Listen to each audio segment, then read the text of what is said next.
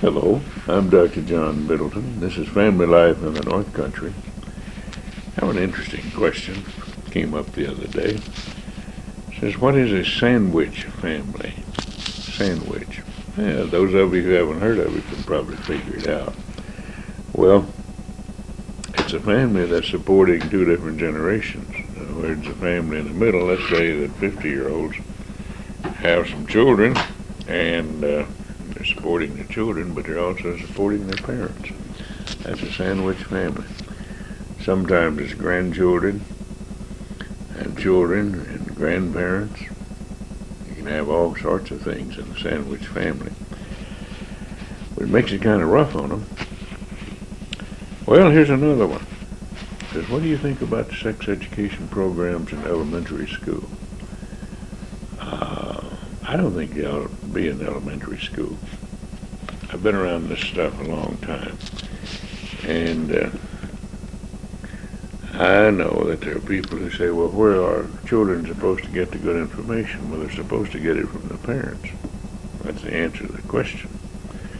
But then they'll come back and say, well, you know that parents don't talk to children. Well, I'm aware that some parents don't talk to children, but it doesn't mean they should.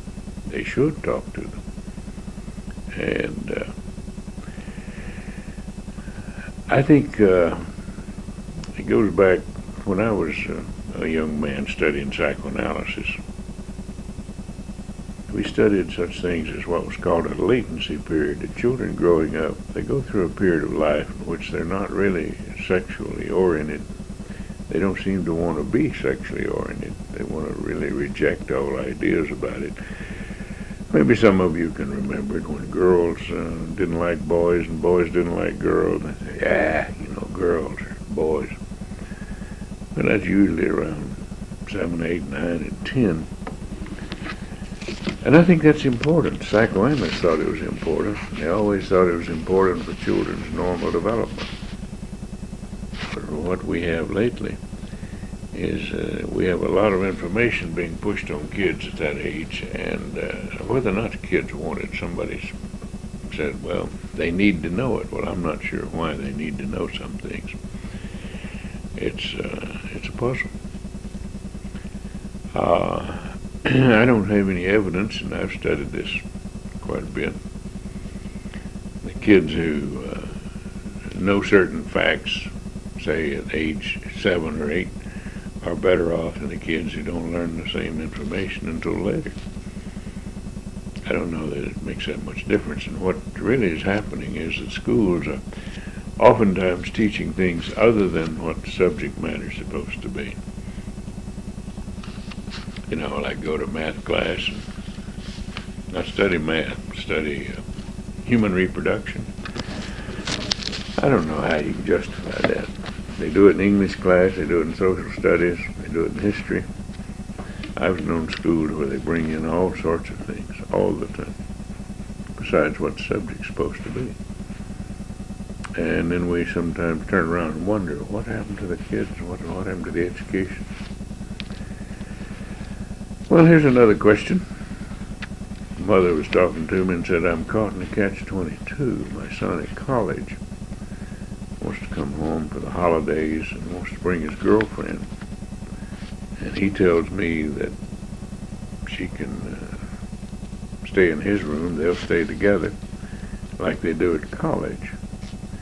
And the mother is concerned because that doesn't fit what she wants to have at home. She asked the question. This kind of question comes up pretty often. Said, what should she do? Well, I think she should stick to her values. If she doesn't think that's the right thing to do, she should tell them. It's her home. And I say her home, assuming that son's father is also in agreement, and even if he isn't, make it clear. Tell the son, no. There's no sharing of bedrooms for college students. Now, I'm well aware that some colleges, this sort of thing is permitted. mixed dorms, and in some colleges, the dorm directors just turn away and don't notice the fact that sometimes students are living together, even though they're paying for separate rooms and that sort of thing. I'm well aware of that, but hold to your own values. Be clear. Clear in your own mind what it is you really believe in. But be clear to the children then, whatever the number of children you have. You have to be open, and you have to be loving. You know, firm, consistent kindness is something that I talk about quite often about children. In the long run, your son's going to respect you. If you give in to him, he'll respect you, and it's not really adding to his well-being. You don't need to go down that road.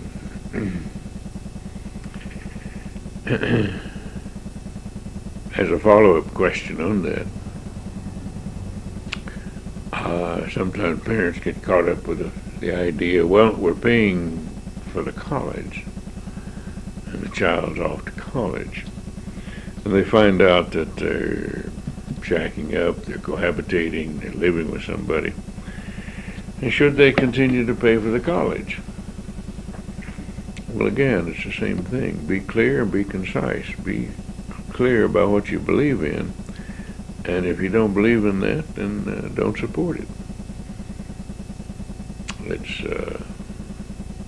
rather simple. If you're supporting it, you're paying for them to be cohabitating, then you become part of the problem as well. It's unfortunate, but that does go on college campuses. And, you know, it used to be, not very long ago, that families could send their children off to college and expect the college to sort of look after them. In fact, sororities are really a byproduct of the family home, where a sorority for the girls was really sort of a parent substitute. The parents paid for the sorority, and the sorority had its very clear lines and rules and regulations, and students were supposed to follow whatever it was in the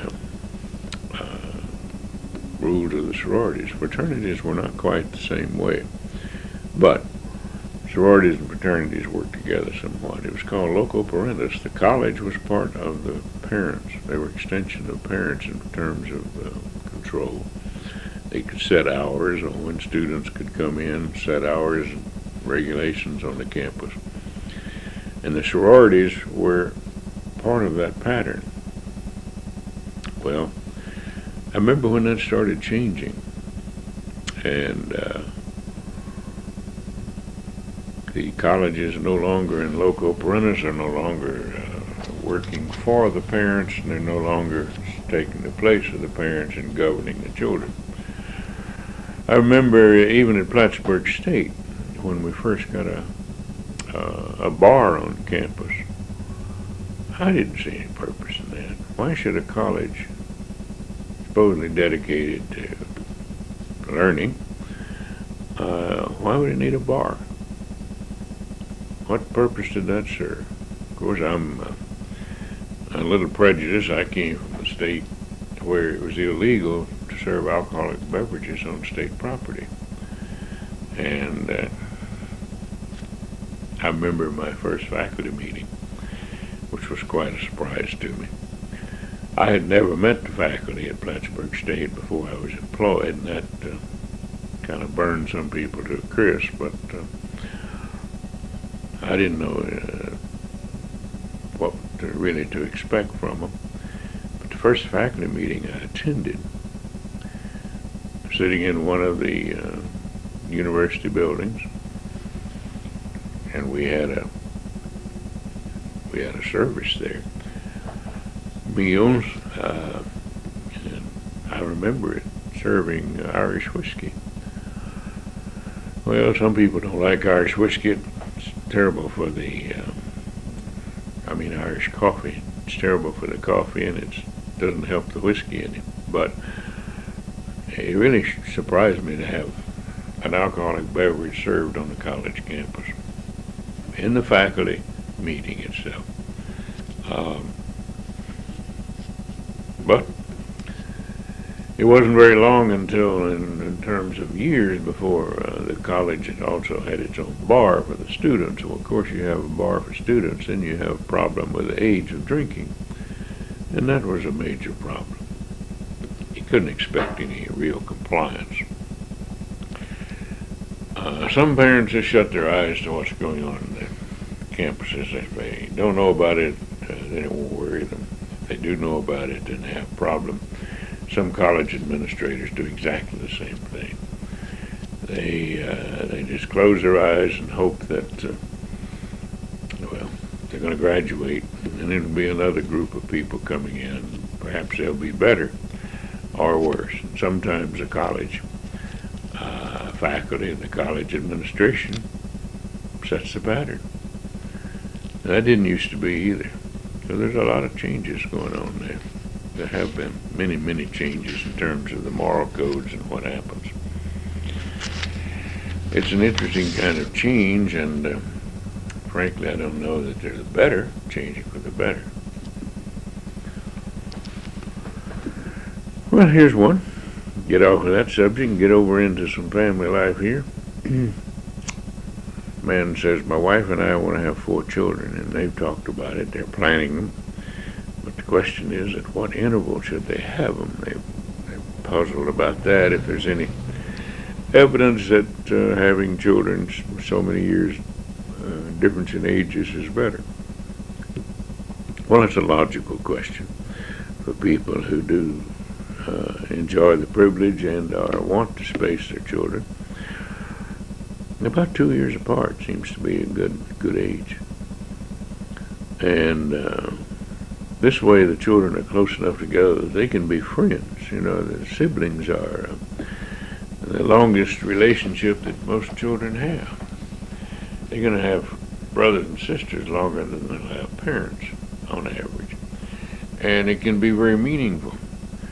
And if people are close enough in age, that way they can be quite enjoyable as they grow up, be playmates, and enjoyable as they mature and go through different stages in growth and development, and even in their life stages later.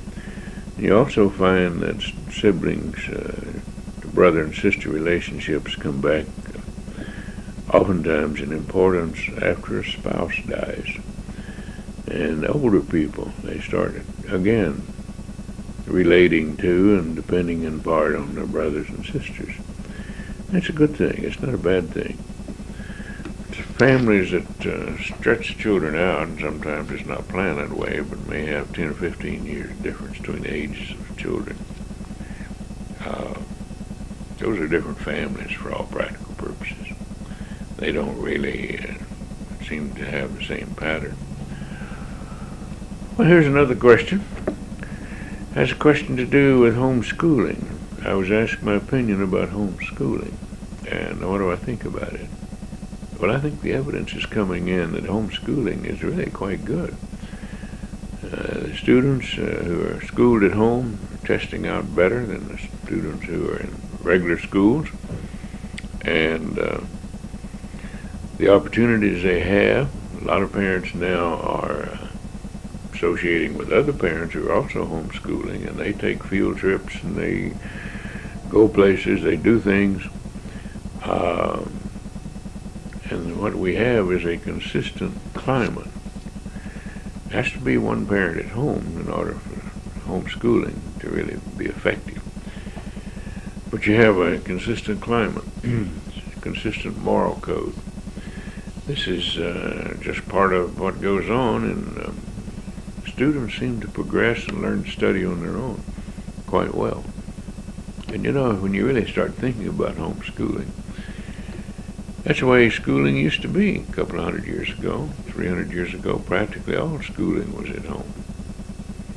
The wealthy people could hire tutors, governesses to take children and to teach children. But the ordinary schooling was largely at home. People didn't really have central schools. Central schools he started here in Chazy, New York. This Minor, most of you heard about the famous Minor Institute. Well, Minor was the one who set up a central school right here across the street. But even before central schools, groups of parents would get together and hire teachers, and those teachers had to really represent their own values. And they wouldn't hire them if the teacher didn't have the same values the parents did. And the groups of parents would contribute to mutual support. Teachers got paid very little. And some of them believe they still do get paid very little. But a lot of it was home, right at home. Well, until another time, I'm Dr. John Middleton. This is Family Life in the North Country. Have a good day.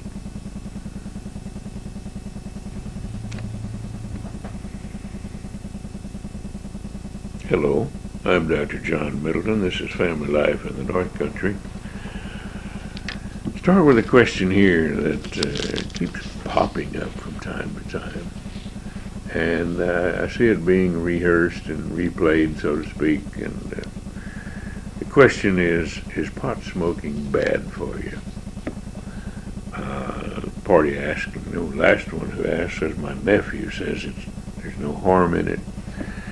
And makes a lot of fuss about people who think it's bad for you. Well, that argument's been going on for many years. And the users say it's not bad for you, and the non-users say it is bad. Well, what's the real evidence about it? Does it really have an impact? Well, it's certainly not good for you. I think everybody could agree on that. Well, I take that back. There are people who say it is good for you. I know people who say they think better. They can create. They're more creative when they're smoking pot. They claim it's good for them. But the long-term impact on pot smoking depends on a lot of variables. Now, these variables are the same thing that apply to other drugs as well, including alcohol. It says how much and how often. Pot smoking, most people don't even think about it a whole lot, but it's cumulative. The chemical that's in the marijuana, the body doesn't get rid of it very fast. It accumulates in the fat tissue of the body. So some people get high and they stay high if they smoke daily. Another reason to look at the long-term effect is what is the reason? Why do people use it? Are they using it as a crutch? Are they using it as something to get out of something else? Is it a sedative for them, or is it supposedly a stimulant, although it isn't? If people have taken other drugs, there's a factor. I've known sometimes people have a kickback, a trip out, so to speak, by smoking pot if they've had some other kind of hallucinogenic drug in the last week or so. How much legal risk are people willing to take? It's not illegal. So that has to do with the personality as well. How much legal risk? For some people, they're not willing to risk that sort of thing. For others, they just seem to beg for it, to want to take chances. And it's kind of sad sometimes when these people get caught up. Or like one family I knew, the parents didn't know that the son had a bunch of friends who were pot smokers, and so they crossed the border, and they got picked up.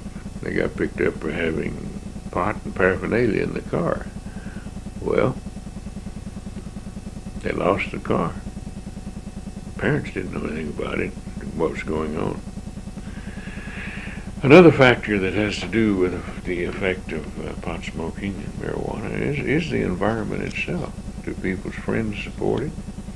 Or do they reject it? That sort of thing. Now, I say these things as if those things are separate from the influence of the drug itself, the hashish, but it isn't.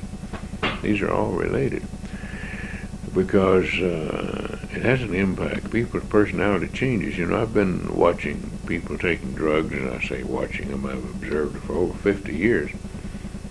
Been around drug addicts and potheads and people like that. The thing that always impressed me was people who were pot smokers and regular users.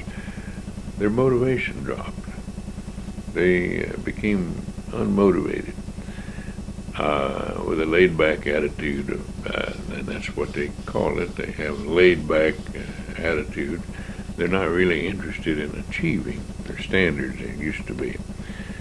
And I've listened to other people talk about the same thing, people who are in positions of authority and who had the responsibility to know about achievements and standards would say that somebody who gets hooked on, and I say hooked because it is habituating, whether or not it's truly addictive, but people who get hooked on it seem to lose their enthusiasm for life, and they just sort of coast along. A number of variables predicting the long-term use and the effect of pot smoking. I haven't found a good reason to recommend it to anybody. It doesn't seem to be a medical justification. I'm well aware of the information about people who are on chemotherapy, but they don't need pot smoking to do that. They can. There's even question whether or not those are true. Like drinking alcohol. If you're on chemotherapy and you get drunk, you forget you're on chemotherapy. Well, so much for that. Maybe somebody can conclude that I don't really know what I'm talking about. Maybe I don't. I tend to be right in the long run. Here's another question, though. It says, is the abortion drug RU486 becoming popular? Remember, not long ago it was made legal, and it was made, it made some headlines even locally. But a place like Planned Parenthood welcomed it in as a new part of their weaponry and the way of treating people. Well, RU486 doesn't seem to have been going anyplace. Very few physicians prescribe it. Very few women ask for it. And it's too dangerous. In fact, China recently outlawed the sale of RU486, even though it's made in China, and we got our supplies from China in this country. But China said it's too dangerous for women. And if you remember, China has a one-child per family national policy. In other words, they really strongly promote abortion, but they don't want abortion being given by way of the RU486 because it's too hazardous. And I think that speaks for itself. Now, if China outlawed it, what they did was to outlaw it for a pharmacy to dispense it. It's a little interesting twist. They didn't just say RU486 can't be available anymore. They said it's illegal for a pharmacy to dispense it. Well, I guess that'll take care of most of it. All that hoopla about RU486 being whatever, the godsend for the abortion industry, seems to have just dried up on the vine. Well, here's another question. Comment about our son has asthma, and I've been told by my daughter, and the daughter who's a psychology student, said that all asthma is psychological. And the question is it true? Well, I remember when that first came out. I remember the book, Tompkins' Psychopathology of Everyday Life. It was a book by Freud, but then Everyday Psychopathology was a book by Tompkins. And that's where it first came out. It was published. And that was about 1948. It said allergies were psychosomatic, that is, psychological in origin. Well, that sort of bounced back and forth for a long time, and people get tense and they get stressed. Sure, their asthma can get worse, their allergies can get worse. They get their immune system out of balance. But I'm more of the opinion now, after 50-something years, that I would want to be tested to see what I'm allergic to before saying that I'm psychosomatically involved. Start a long course of psychotherapy.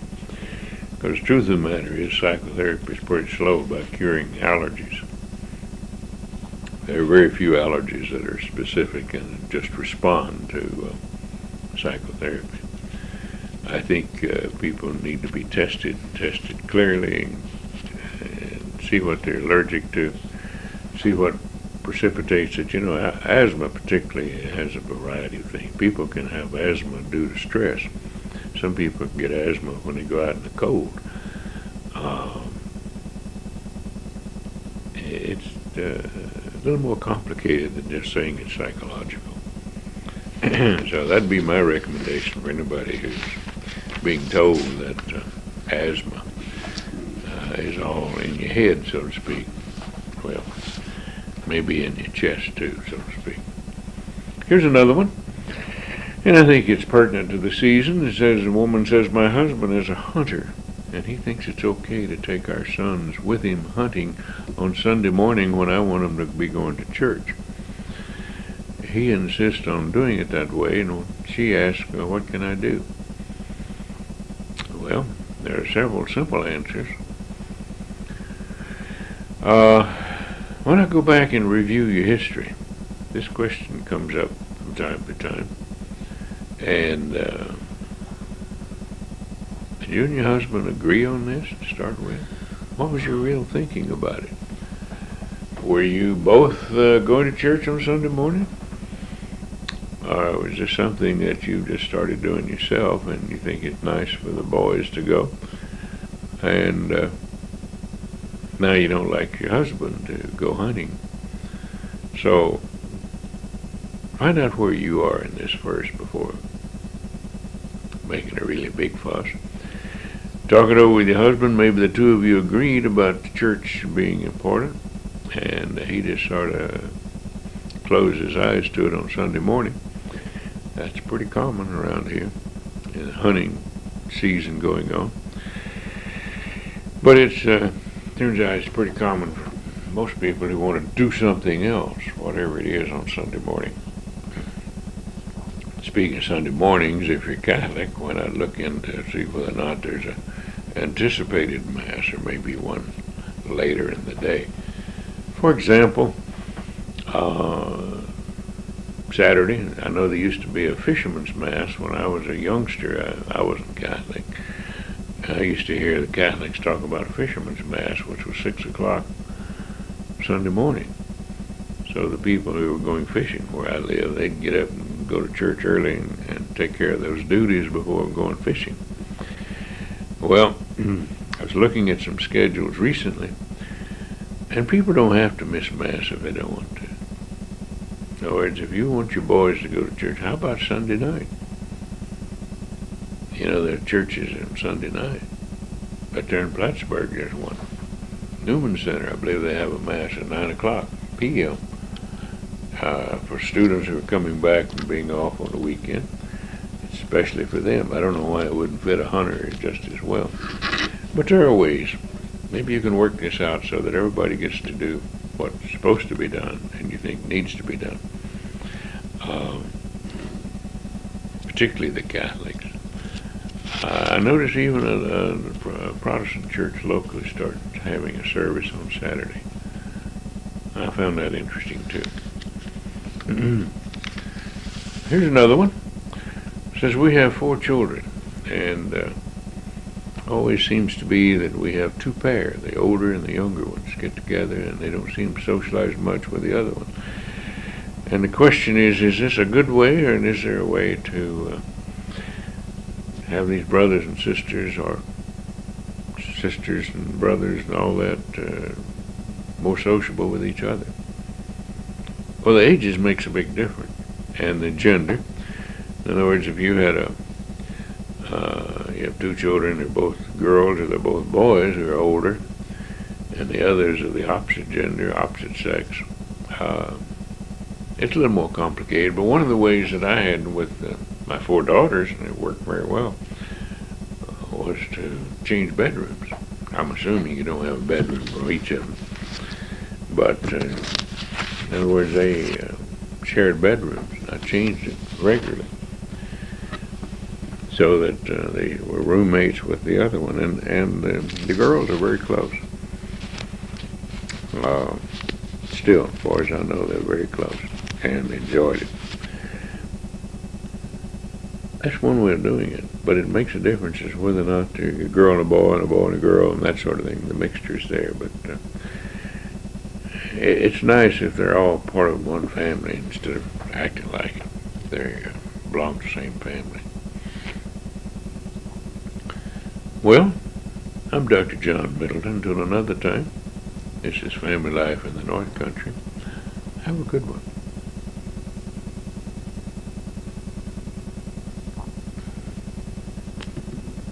Hello, I'm Dr. John Middleton. This is Family Life in the North Country. I have a question that comes up. It says, what's the outcome for sex offenders who are treated compared to those who are sent to jail? Well, the outcome seems to be about the same.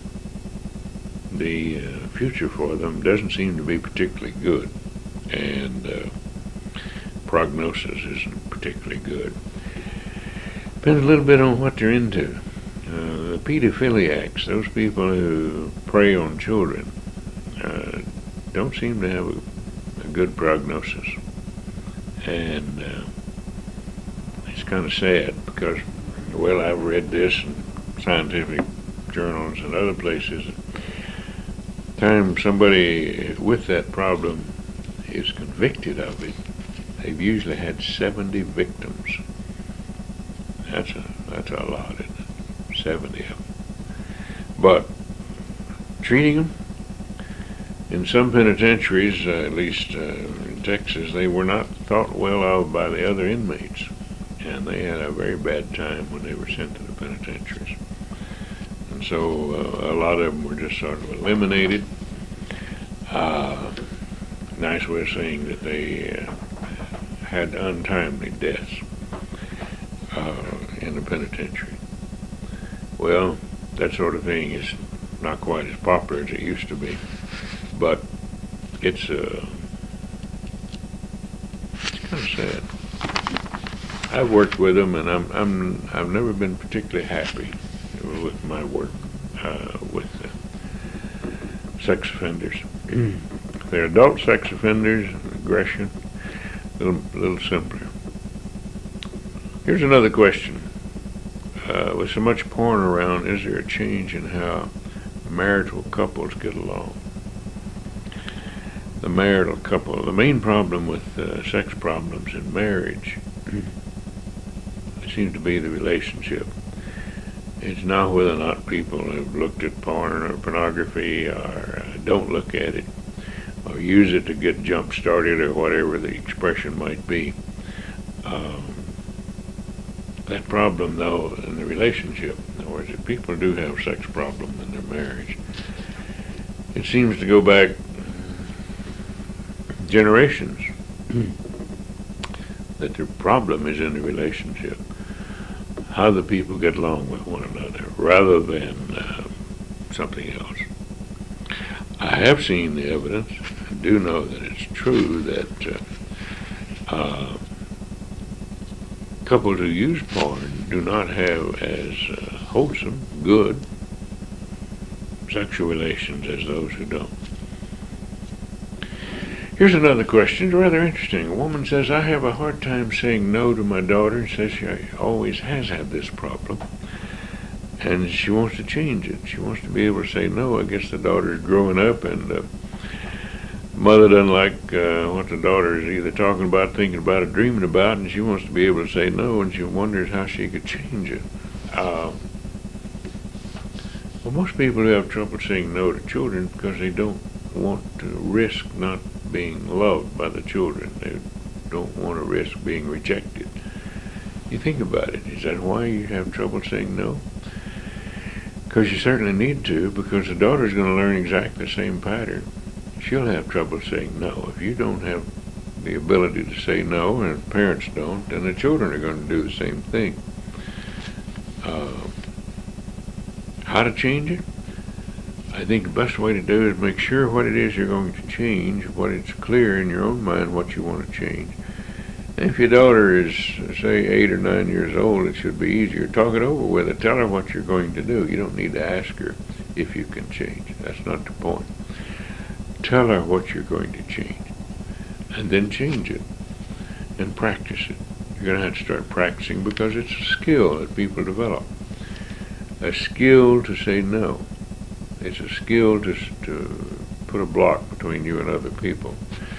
And it applies to a lot of different things. So don't be afraid to say no if you mean it. Say it when you mean it and say it clearly. Here's one that comes up.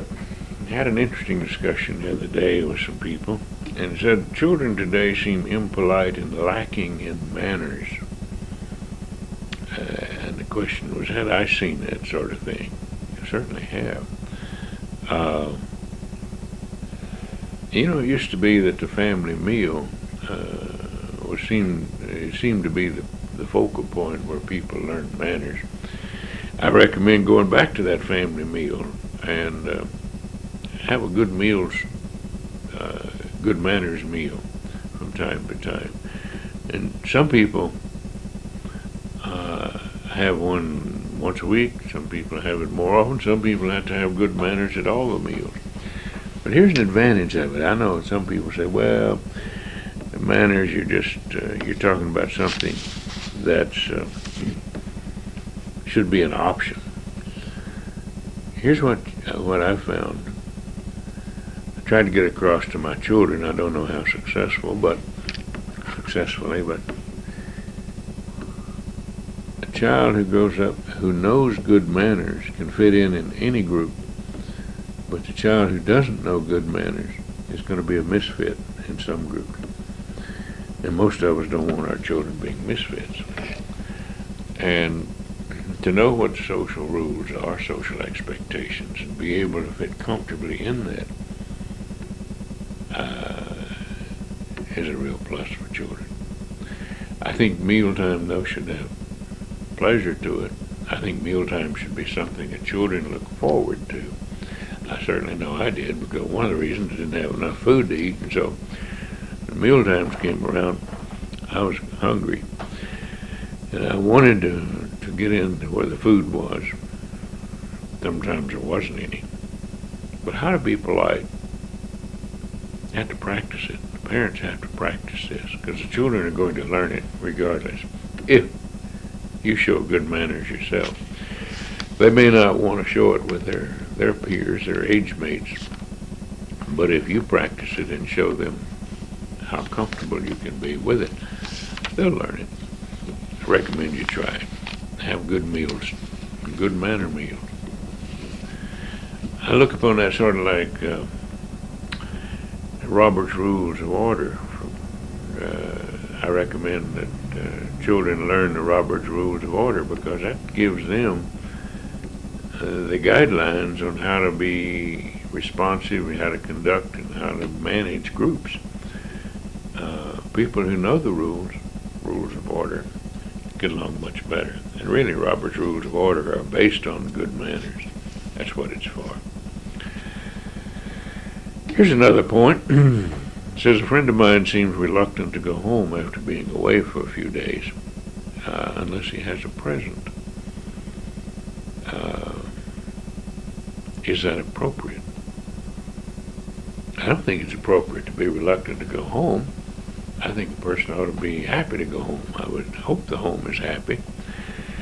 But I think it's also not a particularly good thing for children to expect it. I've known parents who this way.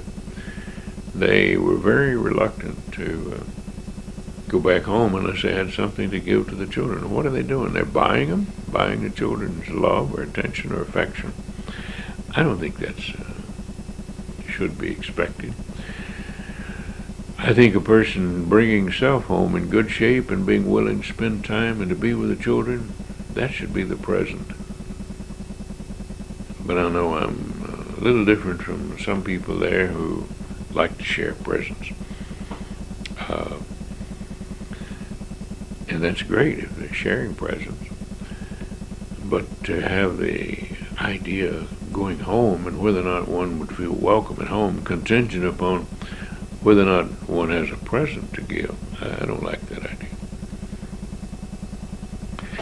Here's another one. Says, do I recommend family prayers? Yes, I wished I had practiced it more myself, but I certainly recommend it. And the more I thought about that, the more I think of it sort of like a compass. If you go through the day without resetting your orientation, getting your proper orientation, you're not sure you're going to stay on track. You're not sure you're going to stay in the direction you want to. And it's called boxing the compass. So at least once a day, stop a moment, meditate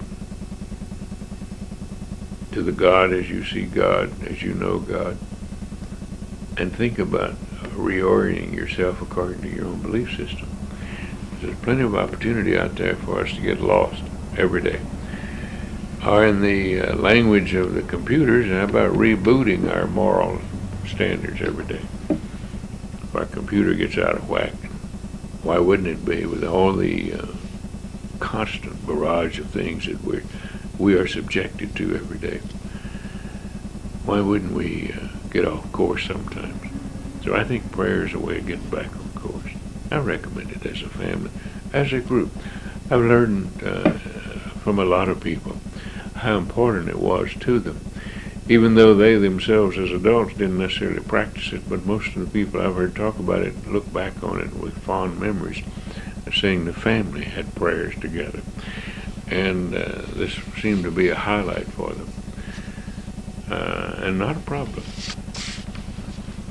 I remember very vividly some families, children I've heard, adults, talk about their childhood prayers.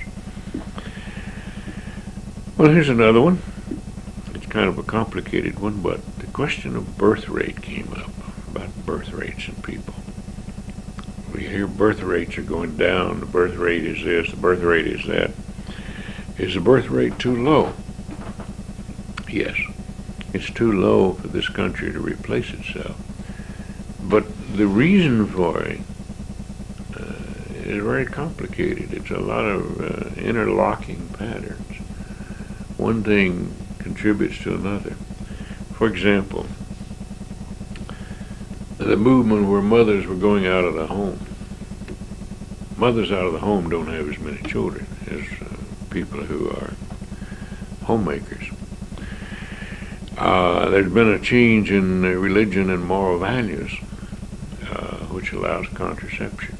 You know, all the churches, virtually all the churches in the world, believed in that it was wrong to use contraceptives before 1930. In 1930, there was a thing called the Lambeth Conference, and most Protestant churches at that time changed. Catholic Church didn't, to allow contraceptives. But this low birth rate started a long time before technology advanced. 1965 was a year the oral pill and technology advanced, so that contraception is very nearly 100%. That's a factor in low birth rate. Divorce is a factor because people who thinking about divorce don't want to have children. They don't want to complicate their lives with children. And so that relates also to unwed parents, single parents, cohabitators. Cohabitators typically have fewer children. They don't think of their relationship as necessarily permanent, and so they try to postpone children. Doing away with the family wage has been a factor. We used to have a thing called family wage. A man earned a living, but it was to support a whole family.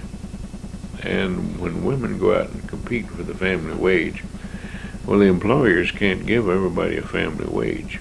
So actually, by comparison, wages go down where everybody gets equal pay. They go down from what it used to be that a single wage earner would make. And because that single wage earner was supporting more than one person, that was called the family wage. And another thing that contributes to lower birth rate is we have a number of government programs that support, make it easy for women to get out of the home, go into the labor force, take care of children, all sorts of government aid for that sort of thing. Benefiting single parents, the unwed parent, that sort of thing. We have also, we've been subjected to massive propaganda. And most people don't know about it, but when you really start looking into it, the propaganda was funded by a very few number of foundations to say that we were overpopulated and we had to decrease our population. Well, that's a fairly recent trend. I say recent, 30, 40 years ago, these foundations started really pouring out the propaganda to go for small families. If you're interested in what foundation, Ford Foundation, Rockefeller Foundation, Pillsbury, these were some of them. About 100 people got together, and these leaders of these foundations, they also set up foundations to do this and decided that the world was being threatened by too many people. And so they thought they were doing the right thing. Abortion is a very strong factor in birth rate, of course. About 1/4 to 1/3 of all children are aborted before they're born. And that's tragic. Devaluing human life, of course, that's a contributor to abortion too, but devaluing human life and devaluing family life, again, part of the foundation, the propaganda, to the extent that even our U.S. foreign policy is limited to countries, it used to be, until just very recently, to countries that they had to have a family planning policy in place before they would be eligible for receiving any U.S. funds. This question of birth rate has many interlocking patterns. Those are just some of the things we've touched on. Until another time, I'm Dr. John Middleton. This is Family Life in the North Country. Have a good day.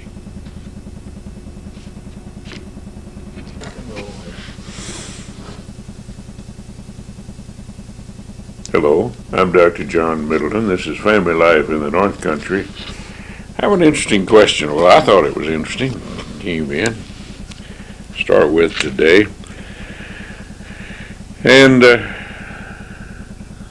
it's how should I answer my granddaughter who asked, why is brother living with that girl when they aren't married?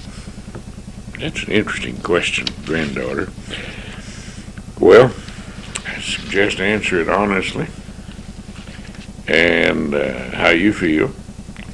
Obviously, the granddaughter thinks it's wrong, or she wouldn't have asked the question.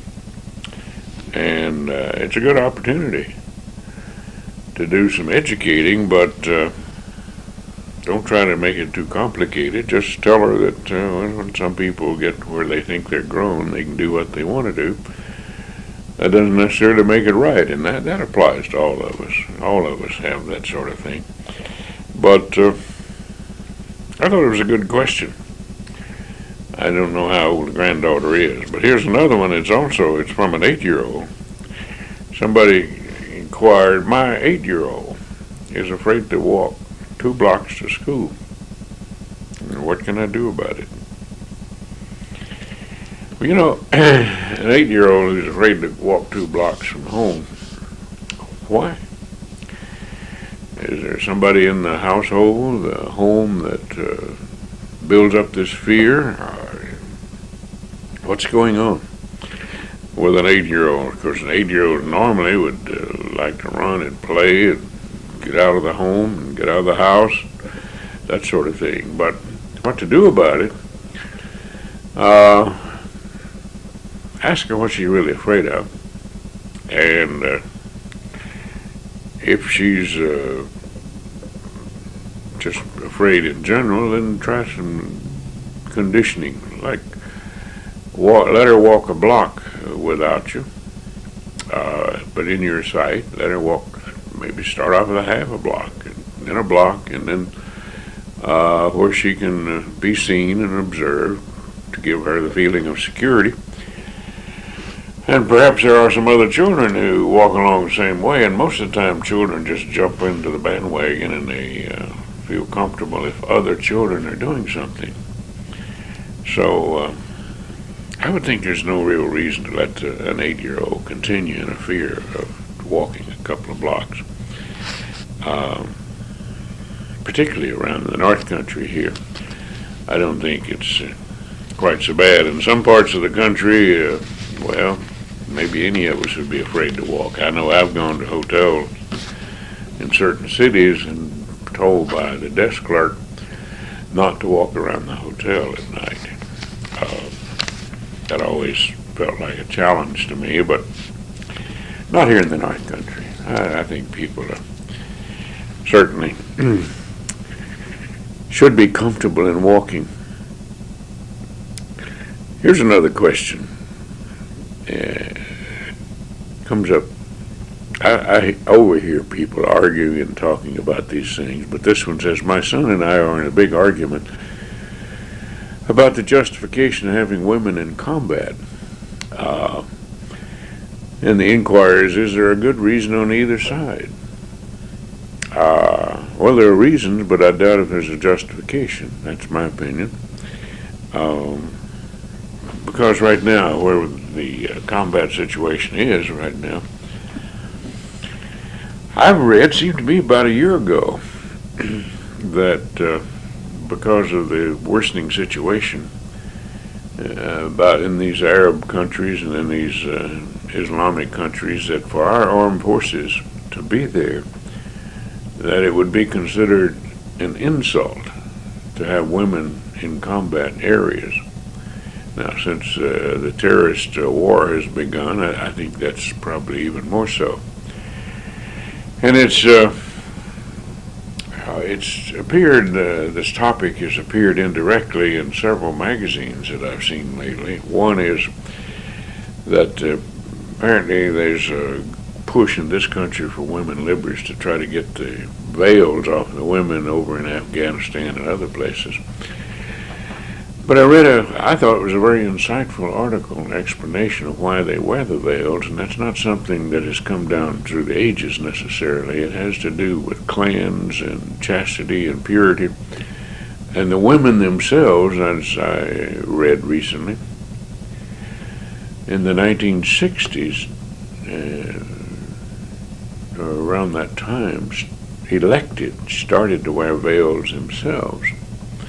Of their own option. Well, we know that veils have always been associated with certain groups, required and that sort of thing, but it's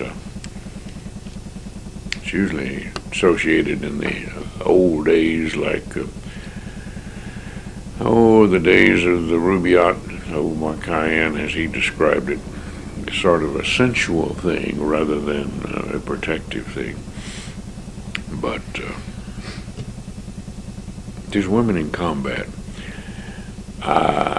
what I have read, and I've read VFW reports and their own studies about the effectiveness of women in combat and combat situations. As far as ground fighting, there's no comparison to men and women. As far as the high-tech things that we are involved in nowadays, well, I think some women may indeed be better at some things than men, but not for combat on the ground, not for combat and mixing it up with the troops. So I hope your son and you have a good time trying to figure that out. I don't think there is a good justification, and I really am opposed to it. I think the wisdom of the ages, see, all through the ages, the woman has been protected because she is the basic bearer of children. And if you want your species to go on, you have to protect the bearer of the offspring. And I think that's a very important thing to do. Well, here's another one. Can people ever get over a phobia? Well, of course they can. And with some of the modern techniques, sometimes people get over phobias in a matter of minutes. Other people, and I've seen it, and I've worked with people in the years past, it take a long time to condition them and try to get over it, like the girl afraid to walk home from school. That may be a phobia, may not. But there are also some people who come along, and if you really listen to them carefully, they like their phobias. They don't want to do without them. And basically the people don't want to get rid of them, and so people like that may give lip service and say I'd like to be over the phobia, but maybe they really don't. It's an interesting kind of thing to run across that sometimes.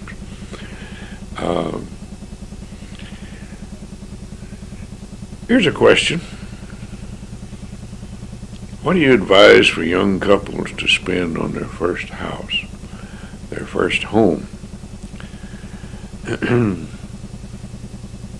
Well, I advise people not to spend more than 4 times their income on an annual basis, or monthly payments, or installment payments, whatever they're going to set up. Don't have it more than 4 times their monthly income. And I do that because that seems to be something that was worked out years ago by financial advisors, home economists, excuse me, people who really got in and studied this sort of thing in depth. And that seemed to be a very workable number. Now, what's changed, of course, is that in a couple buying a home, most of the time it's both husband and wife. Well, I've seen couples really lock themselves into a problem. If you apply the same rule to the income of both, then suppose somebody gets sick, or pregnancy occurs, all sorts of things can occur. I think it's best to start off the first time. Start small.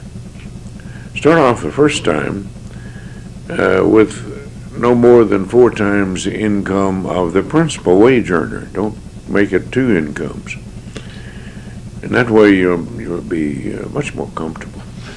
You build up an equity in that first home, you learn a lot about it, and you can use that equity to go into a bigger home later. But the first time around, it makes good sense to me, the old rule. I watch people get their back to the wall very quickly by setting up mortgages. Where was it? I just heard over the radio yesterday or day before. The most expensive housing in the United States and the least expensive housing, according to the median incomes. In San Francisco, I believe, was given as the area that had the highest median cost of housing. I nearly dropped my teeth when it said the median housing there is $400,000. That's a lot of money. I hope it's a lot of house, but it's a lot of money.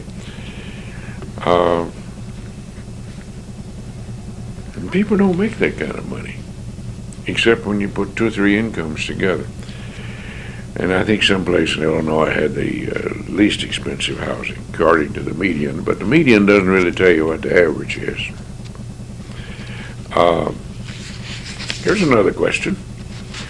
It says, Someone wrote to me recently about a serious problem in one of the area schools. Well, I'm happy to report that took the matter up with the school principal. I think the problem is going to be resolved.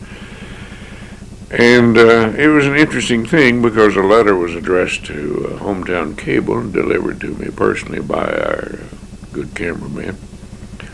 But anybody who wants to write to me to ask questions like that, feel free to. It's P.O. Box 519 Shazy 12921. If I have the time and have the resources, I'll certainly be glad to try to help. Another question. Is it ever possible to make up for being adopted and not knowing who your biological parents are? Possible? Sure. Probable? No. In other words, the child who's given up for adoption without ever knowing about the parent has a very logical, natural question. Who am I really? Now, that bothers some people a great deal. It doesn't seem to bother others. And of course, that depends on how happy and well satisfied the adoptive parents are. Excuse me. I've known people who've looked up their biological parents and had very sad results. I've known it the other way, too. People who looked up their biological parents and everybody was happy. And I think most of the time now, what turned out to be sad in the past was people who were adopted, the adopting parents elected not to tell that child that he or she was adopted. The child found out much later. I've seen some baby scrapbooks for adopted parents that I thought were very, very well done. For example, instead of getting the baby out of the hospital with the biological mother, well, here's the baby being carried off the plane or someplace, and pictures that were showing the actual union, not with the biological parent, but the union of the adoptive parents. There was, I've seen very well done scrapbooks like that. It was very comforting to the children. I've also seen people who were given up for adoption, some of them without knowing it, always hold it against somebody else for being adopted. Not long ago, I was working with a couple, and the woman turned out that she was adopted, and she'd always held it against her husband that he could never make up for that feeling of loss and that feeling of loneliness that she had deep in the recesses of her heart or mind, or perhaps both. But she wasn't aware that that's what she was doing for a while. Then she found out that that's what she was doing. And there are people who are given up for adoption who feel, well, what was wrong with me? There must be something wrong with me, or my parent would have kept me. What did I do? Or they put the blame on themselves, and that's not uncommon when something happens. People do that in divorce. They do it even when the parent dies. Some children would say, well, why did my mother or father die or have to die? Well, it's so common. And it's also common, of course, in divorce. Children oftentimes blame themselves for the parents' breakup, thinking, well, if I had been better, or if I hadn't bothered, been such a bother to the parents, they'd have gotten along better. And they didn't get along because mother took my side or father took my side, or they give all sorts of reasons trying to justify their behavior. Until another time. I'm Dr. John Middleton. This is Family Life in the North Country. Have a good day. For a moment. Hello, I'm Dr. John Middleton. This is Family Life in the North Country. I have a question starting today. It says, what should I do when my son tells me that he's going to really get somebody? And I really have the impression, the inquiry stated, had an impression that the son means he's going to try to kill somebody. Well, that's sad. That's serious. I think you ought to find out for certain. But I puzzle why children sometimes say what they do and comment until I see what they watch on television. That seems to be the language of the videos today, the programs, even the children's programs. There's so much violence on it. So it may not mean anything to the child. You inquired about your son, but it really may not mean anything. On the other hand, find out what it really means. And try to help the youngster find out and learn that sometimes people say and do things without ever meaning it. We all say, oh, that kills me. Well, we don't really mean something kills us. We get involved in all sorts of strange kinds of language at times, trying to express a feeling more than anything else. Fortunately, most people aren't serious about killing others and that sort of thing. But every now and then, something bad happens. But find out what it is. Don't just guess. Ask the person who said it. It's probably the best one. Well, here's a question. I had this come up 2 or 3 times in conversation. It says, have I ever recommended for someone to go to church? Well, yes, I have. Not uncommonly. But if I do that, I try to find out what the church is that the person was reared in, excuse me, and try to help the person understand why the person isn't in church. I don't usually bring it up or don't mention church or religion unless there's a reason. In other words, people could come to see me for years and may never know my thoughts and feelings about religion unless I thought it would benefit, or they bring it up. I don't just go around saying, hey, you ought to go to church. But what I find is so often people who are not participating in religious activity and mention it, most of the time it's because of some conflict that they've had within their own group. Usually a conflict with the leadership, and so often it doesn't seem to be particularly serious if you help a person understand what's really going on behind it, and then I recommend some kind of reconciliation with that particular religious group. So far, I don't think I'm out recruiting for any particular religion. Not in any counseling or consultation setting, anyway. Here's a question. Unfortunately, I've observed this much more than I've heard people talk about it, but I have heard fathers talk about it. A man asked, well, when is it okay to hug your son after he's 12 years old? I think it's okay till the son's about 90.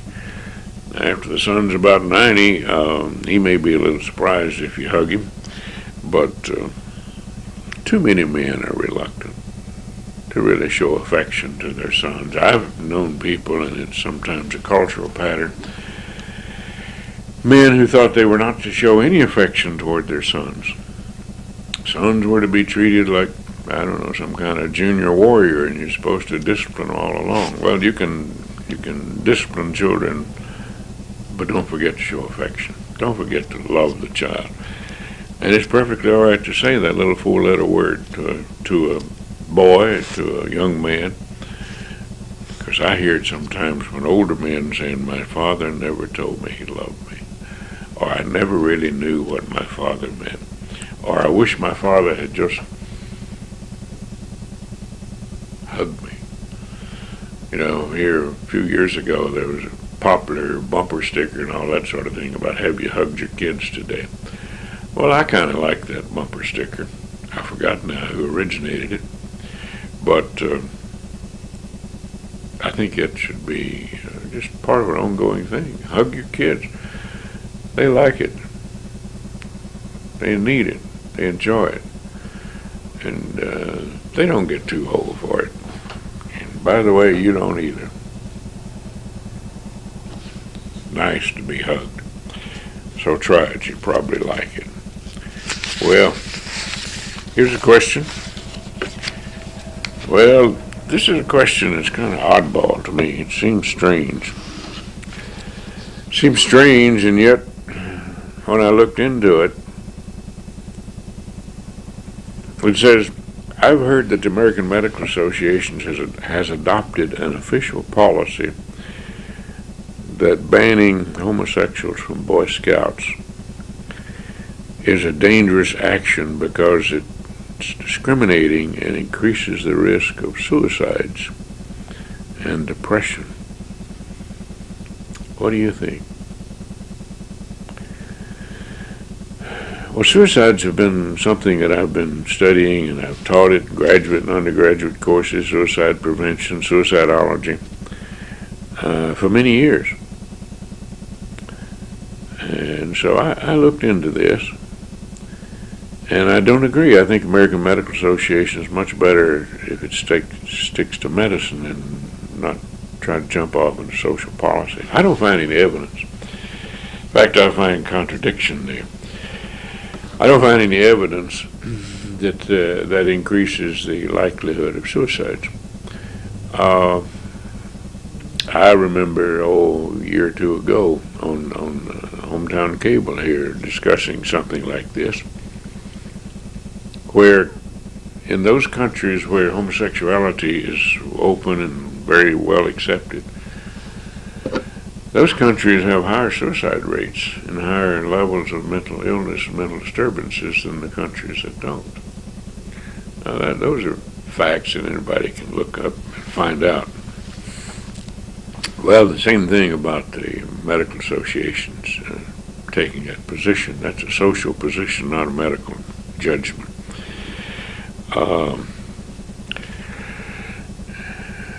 But in the context, in similar lines here, another question arises and says, is there any evidence that the sex education focus on the use of condoms for men is preventing HIV? Not really.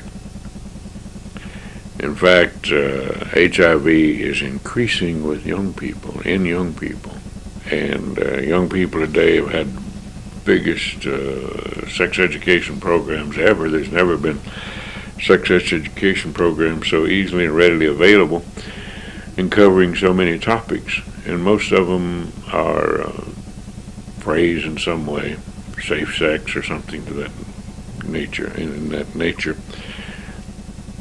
But in spite of that, the Center for Disease Control reports, and I think that's at least a source that any of us could feel comfortable in citing, their evidence, reports that HIV is increasing in young males at a higher rate than the rest of the population. And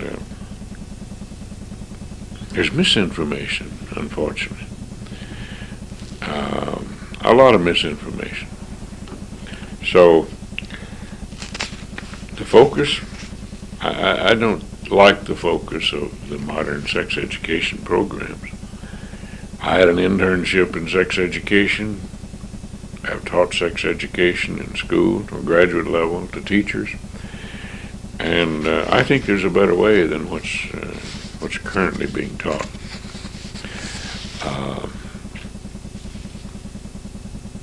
There's a lot of misinformation in the Medical Association, I think, should be responsible if it makes a declaration like that. Because most of us think very clearly, and we've had the habit of assuming that if the American Medical Association said something, That's the way it should be. But in that same context, I ran across this information that the Surgeon General of the United States, that's supposed to be the top medical authority in the nation. Well, unfortunately, the current head is a holdover of the previous presidential administration.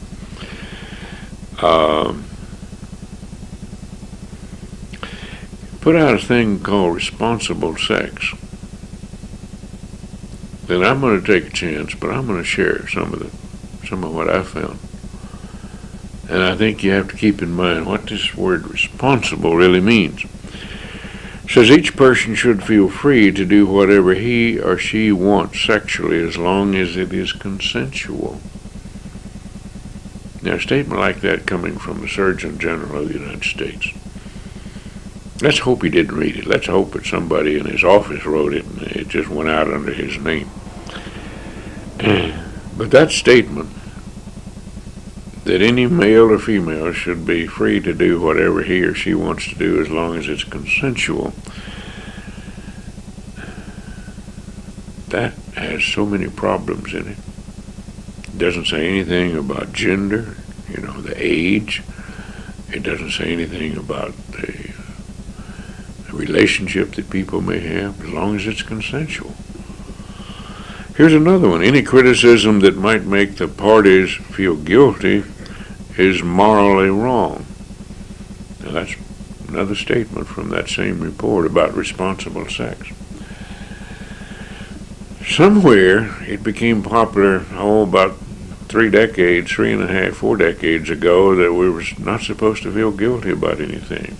Well, fortunately, some later studies, and I think deeper and better studies, said that all of us need a little touch of guilt. In fact, the people who don't feel guilt are considered to be quite irresponsible and dangerous. So I think that statement is wrong. That if we're trying to say people shouldn't have a conscience, it's usually our conscience that makes us feel guilty. I think this is a terrible thing to really lay on the public. And here's another statement right in that. It says religion makes people feel guilty and ashamed. Yes, and there are some religions that's their main focus. But that's not all religion does. And religion, anywhere in the world, most of the time is part of a culture. There's never been a society found without religion. And so I think it'd be absurd to say that you're going to get rid of all religions. And that shouldn't be part of the health question anyway. I think people really need to think through these things. Well, fortunately, most people don't know about it. It says religious teachings are the reasons for hate crimes. I'm inclined to say that's a bunch of crock. That's just not reasonable. But that's also part of that statement from the Surgeon General of the United States. Hate crimes that I've seen, heard about, read about,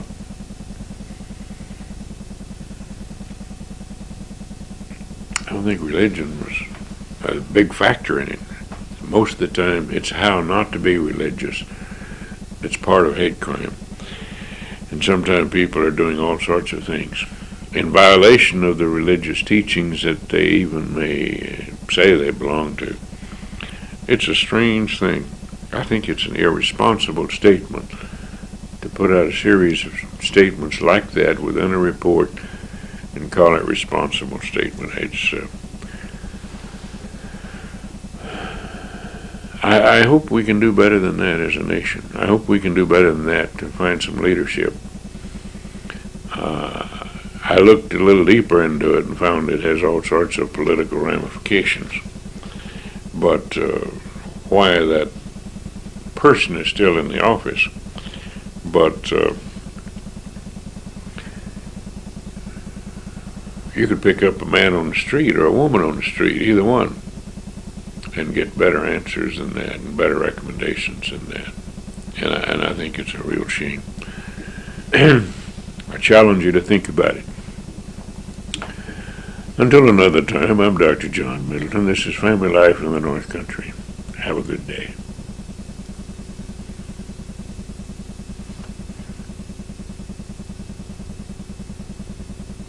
Hello, I'm Dr. John Middleton. This is Family Life in the North Country.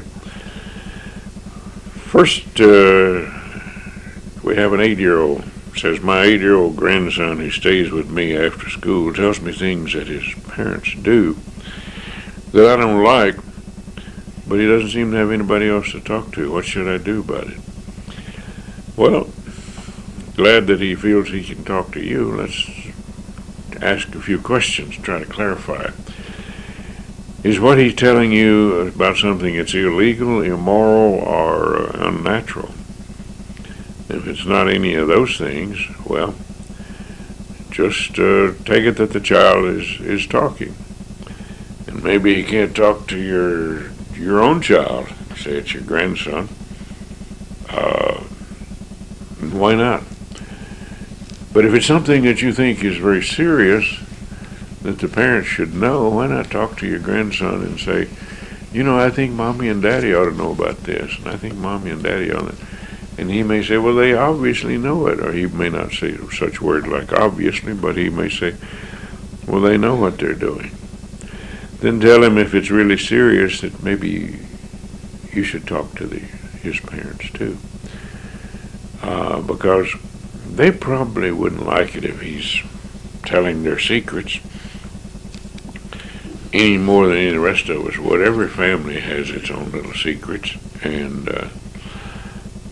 it's comfortable, and children are supposed to learn loyalty to the family and stay loyal within a family group. And children are supposed to learn that. Now, in the circumstance here, this after-school programming, child been in school all day, has a head of steam, and probably wants to talk to somebody. So it's very, very nice that the youngster feels free to talk. So go ahead, see if you can be a good listener. But you don't have to tell everything the boy tells you, and it may not even be factual, his interpretation of it. So listen for what it really is, and make your own judgments. I think you'll find it probably best for the youngster and for you, and if need be, talk to your child, or if you're in better relations with your in-law child, daughter-in-law or son-in-law, talk to that one. And share with them that their son is talking about certain things. Here's one comes up. It says, I'm a single mother, and my son who's 12, is bothered by boys his age, trying to get him to join them in sex play. And he says he doesn't want to, and he says, they say if he doesn't, he's a faggot. What should I do? Well, obviously, your son thinks whatever is going on is wrong. So he has some belief systems, he has some values, so encourage him to hang on to his values. And understand that boys 12 years old and around that age, they do a lot of experimenting. It's perfectly natural. Some of them in groups, some by themselves. But if this is something that continues, and then reassure your 12-year-old that not wanting to get involved in that type of thing doesn't make him a faggot. In fact, the kids who are experimenting and saying things like that may be trying to prove they are not. So it's important. Where's the lad's father? Is he around? It'd be better if he talked to the boy about this sort of thing, because it's perfectly logical that a mother would be bothered by this sort of thing. A mother or grandmother or whomever. And a lot of kids, about 25%, we're told by research, question of what they are, whether or not they are same-sex inclined, oriented toward the gay and lesbian lifestyle. We're told that they go through a phase that's perfectly natural and normal for a group of them, and most of them just go through it, pass over it, outgrow it, and that's the end of it. They never have any further questions about it. But to raise the question, and we see that kids sometimes make fun of it, and they oftentimes make fun of things they're afraid of in themselves. So write it out. Look for it. If it's a serious problem, talk seriously about it. I'm talking about if it's a serious problem and it's really bothering the youngster. Check your own values, check your own behavior, what's going on here, and try to be consistent in the household. Well, here's one. Comes up from time to time, says, my husband sometimes hits me. I don't want a divorce. I don't want him to go to jail. So what should I do? Kind of a quandary, isn't it? Why does he hit you? Find out. And if he says something like, well, I lose my temper, don't be surprised if you ask why he does, and don't ask him when he's angry. Ask him when everything is nice and peaceful. He may say he doesn't mean it, but if this is behavior that happens from time to time, ask him why. And if he says he can't control his temper, tell him you heard it, that there's no such thing as an uncontrollable temper. Not with anybody who's sane. And I, for one, have been around a lot of insane people, legally declared so, and I haven't seen any uncontrollable tempers. So if he hits you, and if it's a really serious kind of thing, and you don't get any satisfaction or answers, and he doesn't want to change, he just tries to say, well, that's just the way I am. Or you deserve it, or I don't hit you except when you provoke it. Well, be clear in your own mind that you don't provoke it, and even if you did, you shouldn't be hit. So ask him if he wants to change his behavior enough, or you may have to get a restraint. He said you don't want him to go to jail. In some places, a restraining order, somebody violates it, the police themselves can take somebody to jail. In other places, you have to file a complaint. And that so often is a problem, domestic quarrels. Somebody calls the police and then won't file a complaint. Well, this was happening and so often that in some places they changed the law so that if the arresting officers have reason to believe that some kind of assault did occur, they can jail the person. Some women feel, unfortunately, that they deserve to be hit. And some women, unfortunately, I think more so than men, although it's not peculiar to men or women, think that that is a show of affection, that they're not being loved unless they get hit from time to time. That the person doesn't really care about them. I think that's a little immature, but that's the way some people are. So if you don't want a divorce and you don't want your husband to go to jail, then try to find some help to get it. If you can't solve it another way, try to find some help. These things can usually be worked out. Well, here's a question. It says, is the Ozzie and Harriet type family out of style and obsolete, forever to be replaced by the new type of non-marital relationships? No, I don't think it's obsolete. In fact, it is still found very often, commonly, and that is a husband and wife have a traditional relationship, At least a fourth of the people in the United States seem to have that, and where there's one wage earner and one homemaker. One person works outside of the home, primarily earning the upkeep, and there's one person who works primarily within the home. And nothing has been found to really improve on that. There are a lot of experimental type relationships. A lot of things go on about people and different things.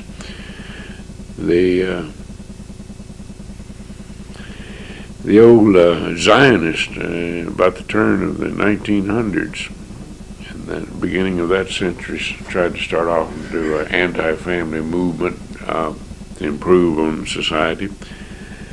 The communist Soviet Union tried it to improve on the family and to do away with it because they thought it was a gross waste of time. Like Frederick Engels and Karl Marx wrote about this sort of thing. They only wrote about 30 pages on the family, but they've been quoted and it's been used as a model that really doesn't work. They thought that a woman working in the kitchen was a waste of energy. That a woman working in a community kitchen was a much more efficient use of personnel. And same way with child care centers, to set up central child care centers so that the parents weren't locked in at home and wasting all that good energy, supposedly.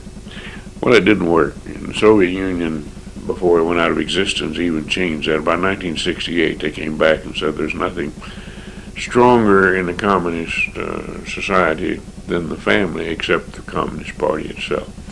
They always put the party first.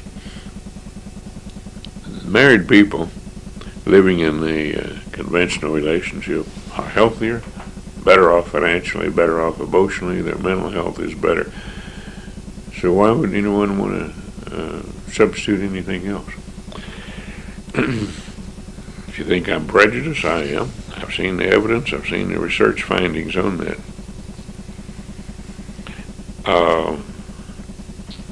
But when I talk that way, somebody comes along and says, are you trying to turn back society to make it go back to the old-fashioned ways? No, I don't think you can really turn back society. I think you need to take advantage of improvements and changes that have been done that work and throw out those things that don't work. Well, just because you're running down the path, going faster down the wrong path is not the way to reach your goal. What is the goal? I think it's very important. To go back to the crossroads where you took the wrong turn may be wise. But you need to have a goal in mind. Don't be ahead of schedule but not know where you're going, as the expression goes. And that seems to be what some people are doing today. They come out and they join something and start some kind of strange kind of relationship, and they're running headlong down a certain pathway as if that's going to reach their goal. What is their goal? Maybe they don't even have one. And I don't think that's good for children, good for family life. And maybe the goal is to have no family life. And that won't work either. That's kind of sad. But I don't think we can turn the clock back as such. I think we can go back to the crossroads and get on the right pathway, and I think that's important to do that. Very important. And somebody asked me recently, says, you talk like a man who's against child care centers. If there's a choice, I am. I think children are reared best in the family. Is that going back? Sure, I'm well aware that child care is a major industry today. But if there's a choice, people have a choice of rearing children in their own home or a child care center. It used to be very simple. If you couldn't rear your own children, that is, be a full-time homemaker, then the next best thing was to get your own parent, typically the grandmother and maternal grandmother, to take care of the children, an extended family. See, we've always had that sort of thing. Clans and kinship relationships have always depended upon the older generation. when they couldn't do the heavier work, they could take care of children, and that's worked for many times. Now, here's the advantage. The child is typically then reared in their own home. The child is not exposed to all the contagious diseases in child care centers. The American Pediatric Association says it's really wild. And the caretaking people typically have the same values as the parents. So there's a lot to be said for using the grandfathers as the caretakers. There's a lot to be said for that. It's a pretty good idea. And that's what I'm in favor of. I'm in favor of what's best for children. Until another time, I'm Dr. John Middleton. This is Family Life in the North Country. Have a good day.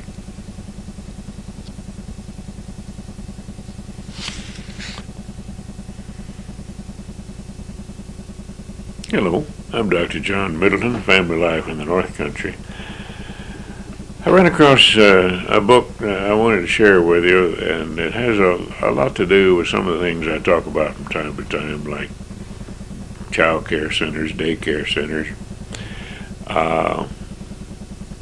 By the way, I asked one of my sons the other day if he was home babysitting, and he said, "No, I'm not home babysitting, I'm home parenting." I liked his answer. I hadn't heard anybody else say that. But this book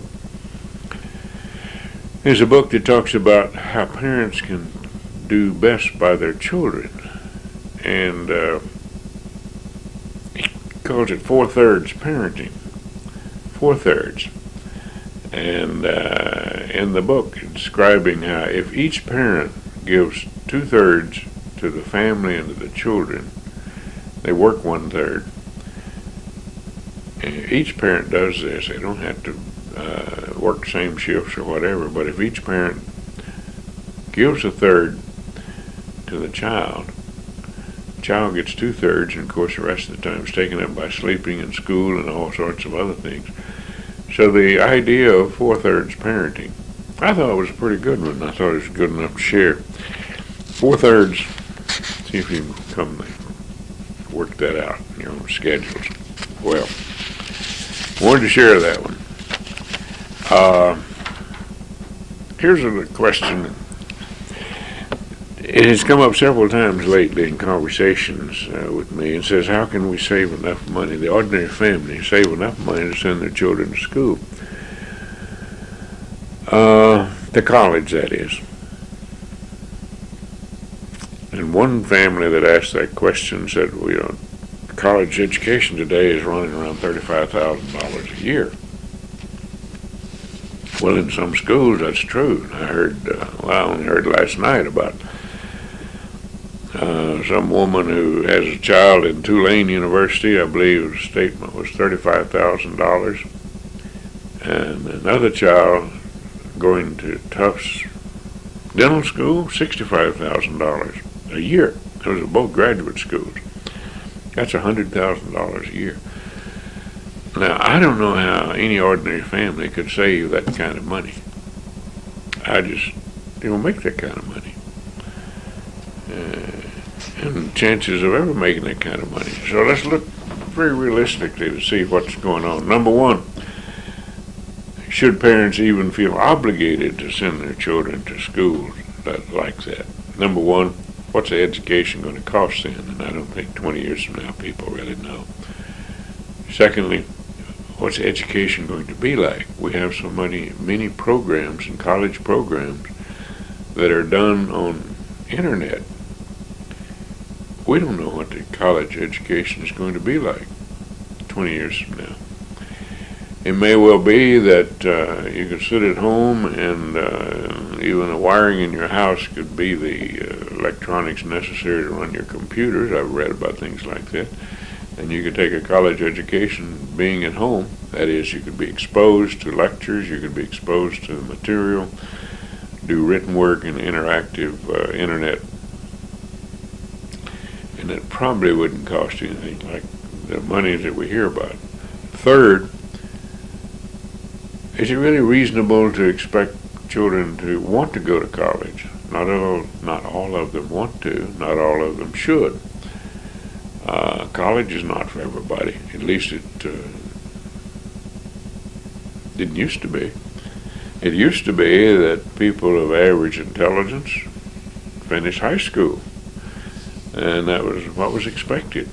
There were plenty of jobs out there for that level. It used to be that to even get into college, children had to be a little above average.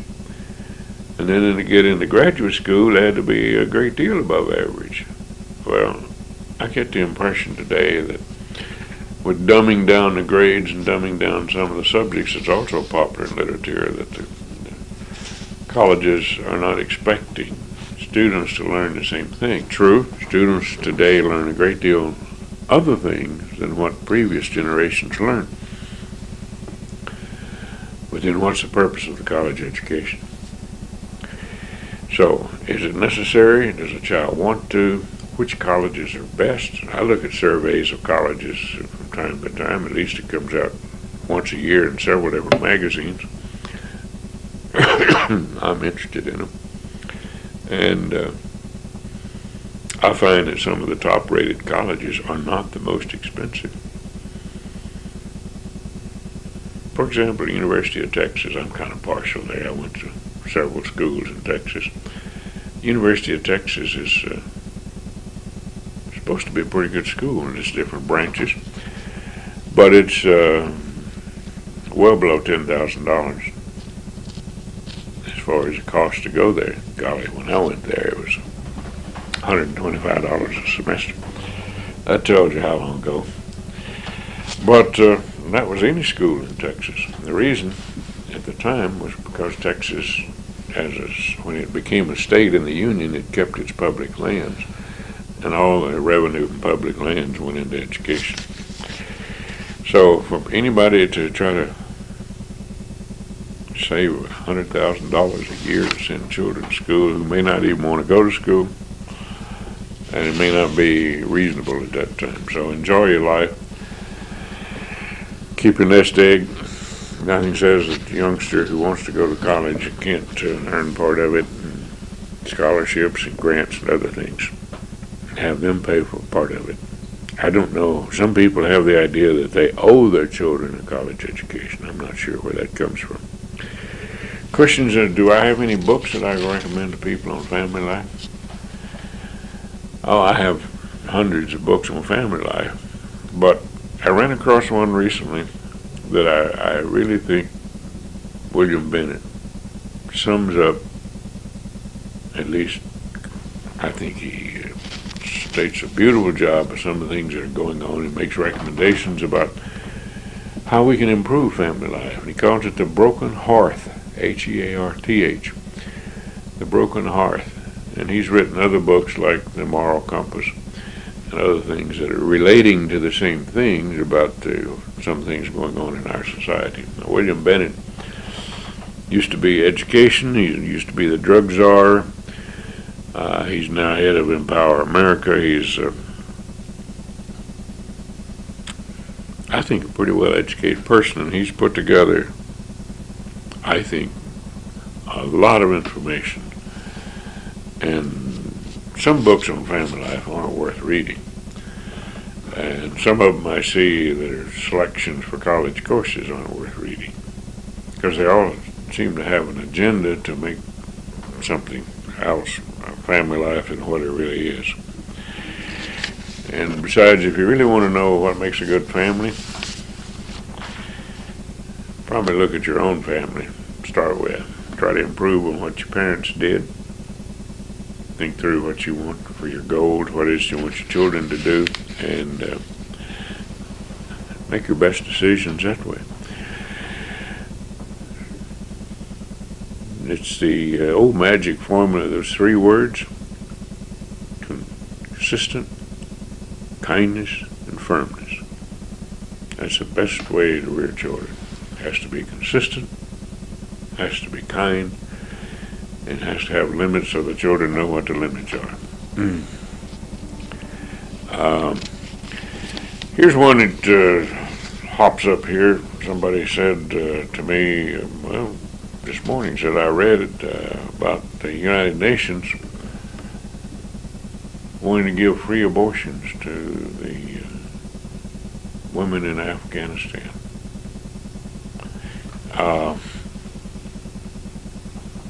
What's the difference between that and genocide?